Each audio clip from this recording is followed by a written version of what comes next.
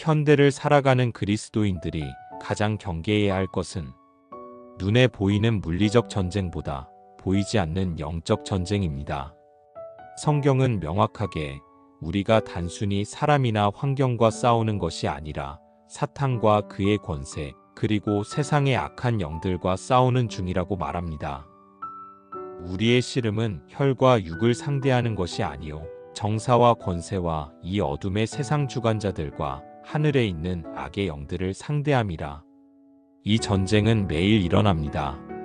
신자의 마음에서, 가정에서, 공동체에서, 세상 속에서 끊임없이 벌어지고 있습니다. 단순한 스트레스, 우울감, 갈등처럼 보이는 일들이 실제로는 영적 전투의 전선일 수 있습니다. 그렇다면 우리는 이 싸움에서 어떤 무기로 싸워야 할까요? 성경은 이 싸움에서 이기기 위해 필요한 무기를 분명하게 가르쳐 줍니다. 오늘 이 시간에는 에베소서 6장을 중심으로 하나님의 전신 갑주 가운데 세 가지 핵심 무기, 즉 진리의 허리띠, 믿음의 방패, 성령의 검곶, 하나님의 말씀을 집중적으로 살펴보며 이 영적 전쟁에서 이기는 지혜를 나누고자 합니다. 진리의 허리띠, 거짓과 혼돈의 시대에서 중심을 잡는 무기. 그런즉 서서 진리로 너희 허리띠를 띠고 의의 흉배를 붙이고.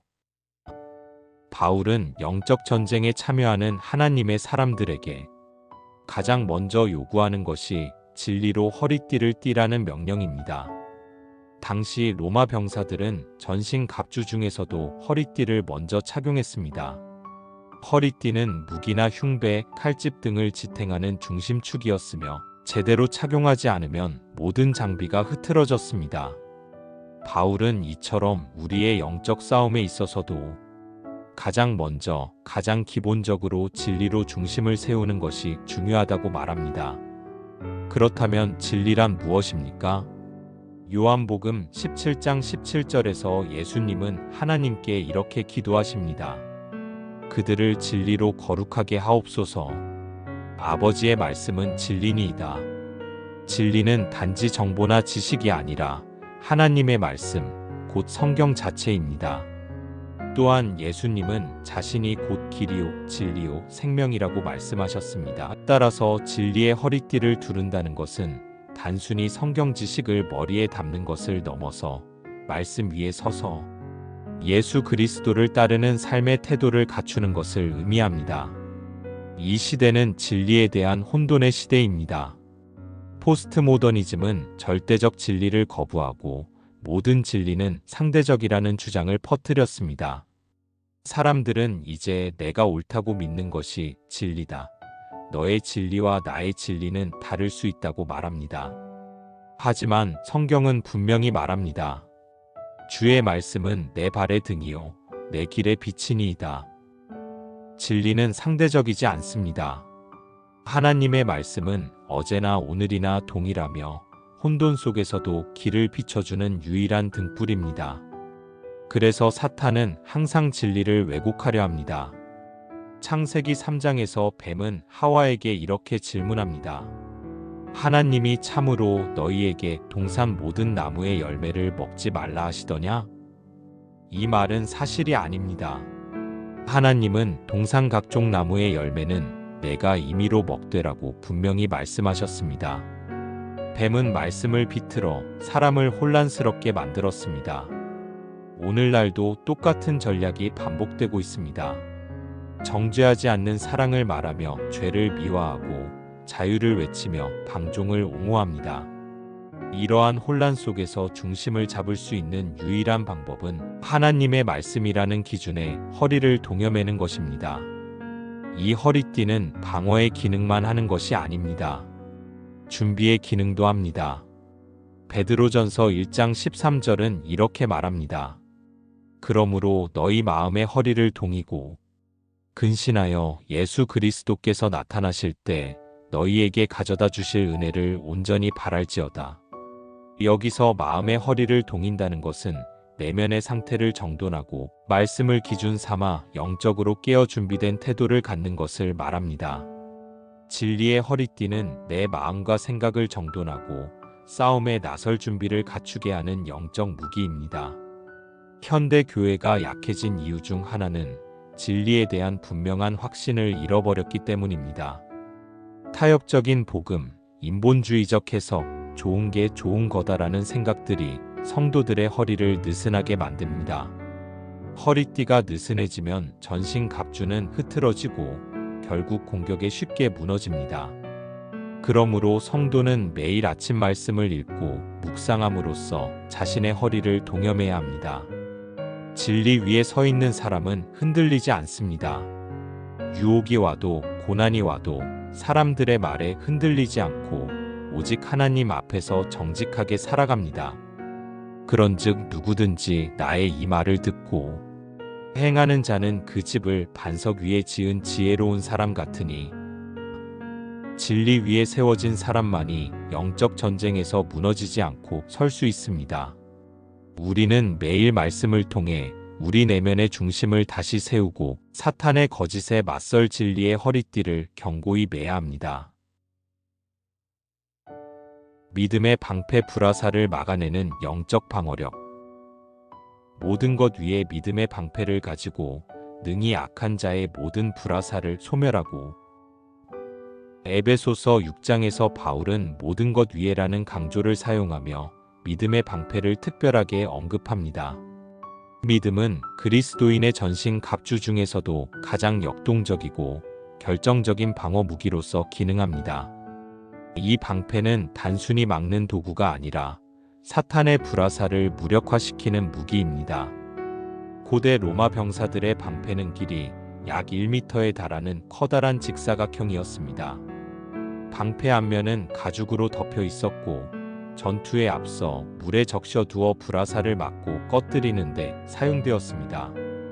바울은 이 이미지를 들어 영적 전쟁에서 우리가 어떻게 사탄의 불화살을 막아야 하는지를 설명합니다. 사탄이 쏘는 불화살은 무엇입니까? 그것은 의심, 두려움, 정죄의 유혹, 분노, 미움, 수치심입니다. 신자가 주님을 따르려 할 때 사탄은 끊임없이 이런 생각들을 던져 넣습니다. 너는 이미 죄인인데 뭘 해봤자야. 하나님은 너 같은 사람 안 쓰셔. 이번에도 실패할 거야. 기도해봤자 소용없어. 이런 생각은 불화살처럼 순식간에 우리의 마음을 불태우고 신앙을 약화시킵니다. 여기에 맞설 수 있는 유일한 방법은 믿음이라는 방패를 드는 것입니다. 그렇다면 성경이 말하는 믿음이란 무엇입니까? 히브리서 11장 1절은 믿음을 이렇게 정의합니다. 믿음은 바라는 것들의 실상이요 보이지 않는 것들의 증거니. 믿음은 눈에 보이지 않는 하나님을 신뢰하는 내면의 확신입니다. 환경이 불가능하다고 외쳐도 나 자신이 부족하다고 느껴져도 하나님의 성품과 약속을 굳게 붙드는 것이 믿음입니다. 믿음은 단순히 마음으로 믿는 감정적 상태가 아닙니다. 성경은 믿음을 행함이 따르는 신뢰로 설명합니다. 아브라함이 이삭을 바칠 수 있었던 것도, 모세가 애굽을 떠날 수 있었던 것도, 다윗이 골리앗 앞에 설 수 있었던 것도 그들의 믿음 때문입니다. 믿음은 행함 없는 공허한 구호가 아니라 행동으로 표현되는 내면의 확신입니다. 사탄은 바로 이 믿음을 약화시키기 위해 가장 집중적인 공격을 가합니다. 특히 고난과 실패, 기다림의 시간에 사탄은 우리에게 속삭입니다. 기도했는데 응답이 없어. 하나님은 너를 외면하신 거야. 너는 구원받지 못한 것 같아. 내 안에 성령이 없는 거 아닐까? 이때 우리는 믿음의 방패를 들어야 합니다. 믿음은 상황이 아닌 하나님의 성품과 말씀에 근거한 반응이기 때문입니다. 욥은 모든 것을 잃고 고통 가운데 있었지만 이렇게 고백합니다. 그가 나를 죽이실지라도 나는 그를 의뢰하리라. 바로 이것이 불화살을 꺼뜨리는 믿음입니다. 예수님도 광야에서 사탄에게 시험을 받으셨습니다. 육체적으로 지치고 배고픈 상태에서 사탄은 말씀을 왜곡하며 공격합니다. 하지만 예수님은 믿음으로 성경에 기록된 말씀을 통해 맞서 싸우셨습니다. 믿음은 단지 하나님이 계시다는 수준의 고백이 아니라 하나님은 나의 하나님이시고 나를 결코 떠나지 않으신다는 신뢰입니다. 믿음은 공동체적으로도 중요합니다. 로마 군대는 전쟁터에서 방패를 서로 연결해 거북이 대형을 만들었습니다. 이때 방패는 개인의 방어만이 아니라 공동체 전체의 보호막이 되었습니다. 교회와 성도의 연합된 믿음은 각 개인의 약함을 덮어주고 강한 진지로 작동합니다. 우리가 함께 기도하고 믿음을 고백할 때 공동체는 사탄의 공격에 맞서 견고한 진지로 세워집니다. 마지막으로 믿음은 훈련을 통해 더욱 단단해집니다. 운동선수가 근육을 훈련하듯 믿음도 매일 말씀 묵상, 기도, 순종을 통해 강화되어야 합니다. 믿음을 방치하면 방패는 약해지고 구멍난 방패는 불화살을 막을 수 없습니다. 사탄은 지금 이 순간에도 우리의 마음에 불화살을 겨누고 있습니다. 의심, 좌절, 유혹, 수치, 분노. 그러나 믿음의 방패를 들고 있다면 그 어떤 화살도 뚫지 못합니다. 대적이 아무리 많아도 나는 두려워하지 아니하리이다. 이 세상을 이기는 승리는 이것이니 곧 우리의 믿음이니라. 하나님은 믿는 자를 통해 일하십니다. 우리가 믿음의 방패를 높이 들 때 그분은 우리를 지키시고 싸워주시며 궁극적인 승리를 안겨주십니다. 성령의 검 하나님의 말씀으로 공격하라. 성령의 검 곧 하나님의 말씀을 가지라. 에베소서 6장에서 바울은 여러 방어적 무기를 설명한 뒤 마지막으로 공격용 무기 곧 성령의 검 곧 하나님의 말씀을 언급합니다. 성도의 영적 전쟁에서 방어만으로는 승리할 수 없습니다. 결국 사탄의 거짓을 공격적으로 무찌를 수 있는 무기가 필요한데 바로 그것이 하나님의 말씀, 즉 성경입니다. 성경은 단순한 종이와 잉크가 아닙니다. 하나님의 말씀은 살아있고 활력이 있어 좌우에 날선 어떤 검보다도 예리하여. 이 말씀은 단순한 비유가 아닙니다. 성경은 실제로 영혼을 꿰뚫고 죄를 드러내며 사탄의 거짓을 분별하고 찔러 깨뜨리는 힘이 있습니다. 우리가 말씀을 읽을 때 단순히 정보를 얻는 것이 아니라 말씀이 우리를 읽고 변화시키는 일이 일어나는 것입니다. 검은 공격 무기입니다. 하지만 검이 있다고 해서 자동으로 이길 수 있는 것은 아닙니다. 훈련되지 않은 사람에게 검은 오히려 위험할 수 있습니다. 그렇기에 성령의 검, 즉 말씀은 성령 안에서 훈련된 자만이 사용할 수 있는 무기입니다. 성경을 암송하고 묵상하고 삶에 적용하는 훈련이 필요한 이유입니다. 예수님께서 광야에서 마귀의 시험을 받으셨을 때 그분은 다른 어떤 방법이 아니라 오직 성경 말씀으로만 반격하셨습니다. 사탄이 돌로 떡을 만들라며 시험할 때 예수님은 이렇게 말씀하십니다. 사람이 떡으로만 살 것이 아니요 하나님의 입에서 나오는 모든 말씀으로 살 것이라. 그리고 그 후의 시험에서도 반복적으로 기록되었으되 라는 말씀으로 반박하십니다. 예수님은 전능하신 분이시지만 하나님의 아들로서 본을 보이시기 위해 말씀으로 사탄의 공격을 물리치셨습니다. 이는 우리에게도 동일한 전략이 필요하다는 강력한 교훈입니다. 말씀은 공격뿐 아니라 우리 안에 있는 죄성도 찔러 깨뜨리는 역할을 합니다. 히브리서 4장 12절 말씀처럼 이 검은 홍과 영과 및 관절과 골수를 찔러 쪼개기까지 하며 마음의 생각과 뜻을 감찰합니다. 즉 성령의 검은 사탄만을 공격하는 것이 아니라 우리 안의 죄성과 싸우는 무기이기도 합니다. 말씀 앞에 설 때 우리는 회개하고 정결케 되며 성령의 인도하심을 받을 수 있습니다. 또한 이 검은 공동체와 영혼 구원의 무기로 사용되어야 합니다. 사도행전에서 사도들이 전한 복음의 핵심은 말씀입니다. 베드로가 이 말을 하매 그들이 마음에 찔려 오순절 성령 강림 후 베드로가 전한 말씀은 단지 사람의 말이 아니라 성령의 검으로서 그들의 마음을 찔렀고 그 결과 수천 명이 회개하고 돌아왔습니다. 오늘날 교회가 복음의 능력을 회복하려면 다시 말씀 중심으로 돌아가야 합니다. 단순한 동기부여나 감정적인 위로가 아니라 하나님의 말씀, 그 자체가 사람의 영혼을 찌르고 변화시킬 수 있음을 믿고 선포해야 합니다. 말씀은 단지 책 속에 두는 것이 아닙니다. 주의 말씀을 내 마음에 두었나이다. 하나님의 말씀을 마음에 저장하고 필요할 때 즉각 꺼내 쓸 수 있어야 합니다. 이는 날마다 묵상하고 암송하며 삶에 적용함으로써 가능합니다. 성령의 검은 자동으로 작동하는 무기가 아닙니다. 우리가 훈련되어야 성령께서 그 말씀을 사용하셔서 정확히 찌르고 자르시는 것입니다. 또한 이 검은 영적 분별력의 열쇠이기도 합니다. 영들을 다 믿지 말고 오직 하나님께 속하였나 시험하라.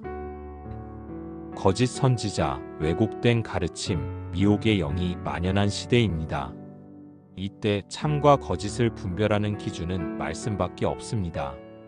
말씀이 없으면 어떤 교훈이든 그럴듯해 보일 수 있고 감동적이라 착각할 수 있습니다.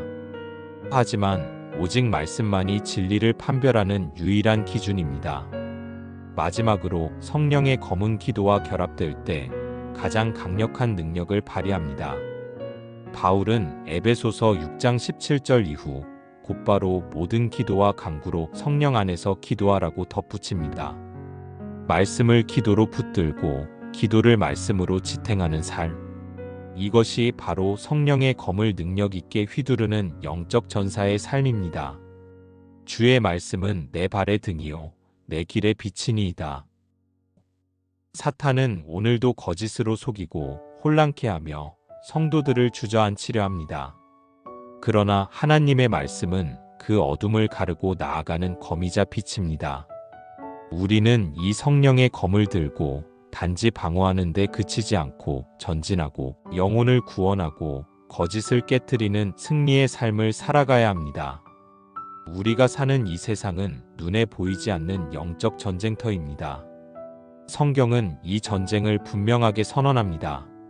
우리의 씨름은 혈과 육을 상대하는 것이 아니요 정사와 권세와 이 어두움의 세상 주관자들과 하늘에 있는 악의 영들을 상대함이라. 그렇다면 우리는 무엇으로 싸워야 합니까? 지식으로도 감정으로도 인간의 의지로도 이길 수 없습니다. 하나님께서 이미 우리에게 주신 세 가지 무기, 곧 진리의 허리띠, 믿음의 방패, 성령의 검이야말로 우리가 붙들어야 할 승리의 열쇠입니다. 첫째, 진리의 허리띠는 혼란과 거짓이 가득한 이 시대 속에서 중심을 잡게 해줍니다. 우리는 세상의 흐름에 따라 휩쓸리기 쉬운 존재입니다. 뉴스, 유튜브, SNS, 심지어 교회 안의 말들조차 때로는 진리를 왜곡합니다.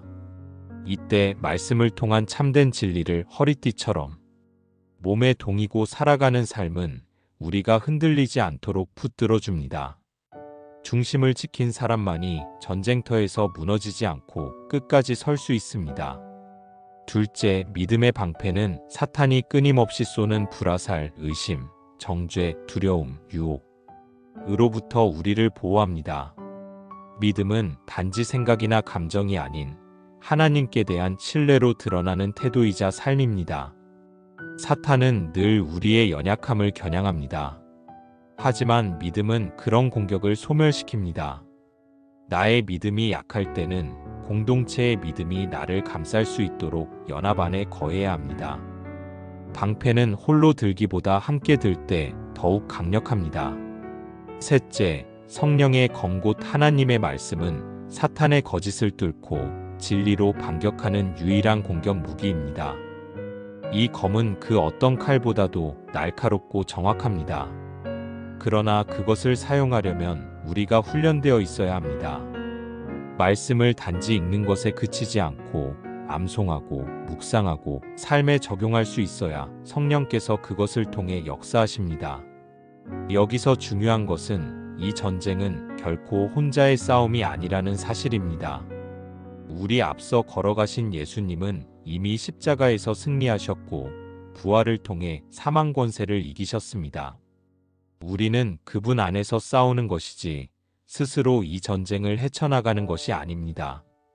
또한 하나님은 우리에게 공동체, 즉 교회를 주셨습니다. 전신갑주는 혼자서 입는 것이 아니라 함께 싸우며 서로를 돕는 장비입니다. 연약한 형제를 위하여 중보하고 말씀으로 서로를 붙들고 함께 믿음의 방패를 들어 방어할 때 그리스도의 군대로서 우리는 승리를 향해 전진할 수 있습니다. 그렇다면 오늘 우리는 어떻게 살아가야 합니까? 진리를 날마다 묵상하고 허리에 동이고 살아가십시오. 믿음을 방치하지 말고 끊임없이 훈련하고 점검하십시오. 말씀을 암송하고 묵상하며 성령의 인도하심 안에서 검을 휘두르십시오. 혼자 싸우지 말고 함께 싸우십시오. 교회와 공동체 안에 거하십시오. 그리고 무엇보다 이미 승리하신 예수 그리스도를 바라보며 전진하십시오. 바울은 디모데에게 이렇게 권면합니다. 너는 그리스도 예수의 좋은 군사로 나와 함께 고난을 받으라. 이 세상은 갈수록 어두워질 것입니다. 하지만 빛은 어두울수록 더 밝게 빛납니다. 우리가 영적 무기를 들고 그리스도의 군사로서 살아간다면 우리의 삶은 이 시대를 뚫고 빛을 전하는 전장이 될 것입니다. 지금 이 순간에도 보이지 않는 전쟁이 벌어지고 있습니다. 하지만 우리는 혼자가 아닙니다. 하나님께서 주신 무기, 진리의 허리띠, 믿음의 방패, 성령의 검을 들고 싸운다면 우리는 반드시 이 전쟁에서 승리할 것입니다. 오늘 이 영상이 여러분의 믿음의 여정에 영광과 도전이 되었기를 소망합니다. 좋아요와 구독은 복음의 확장을 위한 믿음의 동참입니다. 기도 제목이 있으시다면 댓글에 남겨주시면 함께 기도하겠습니다. 하나님의 평강이 여러분의 삶에 가득하길 기도합니다.